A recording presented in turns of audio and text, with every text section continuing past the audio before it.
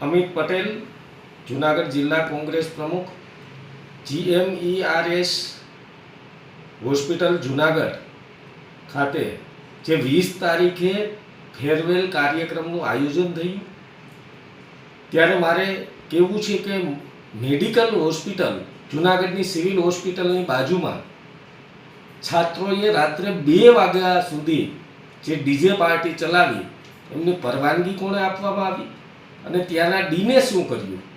કારણ કે જે લોકો દર્દી છે એમને પરેશાન થવું પડે, ત્યાં હોસ્પિટલમાં જે દાખલ થયા છે એ દર્દીઓને આટલી મુશ્કેલી પડતી હોય ત્યારે હું ચોક્કસપણે માનું છું કે આવી રીતે પાર્ટીઓ અને ડીજે પાર્ટી કરી અને દર્દીઓને હેરાન કરવાનું કામ જે કોઈ તંત્ર દ્વારા કરવામાં આવ્યું હોય એમની સામે કાર્યવાહી થવી જોઈએ.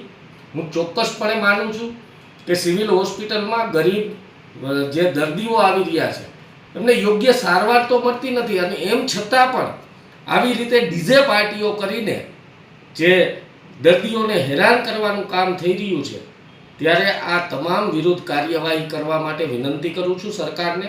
સરકારે આમાં ગંભીરતા લેવી જોઈએ. જૂનાગઢની સિવિલ હોસ્પિટલ એ નમૂનેદાર હોવી જોઈએ અને જૂનાગઢની સિવિલ હોસ્પિટલમાં દર્દીઓને યોગ્ય સારવાર મળે, એ જ મારો ઉદ્દેશ છે.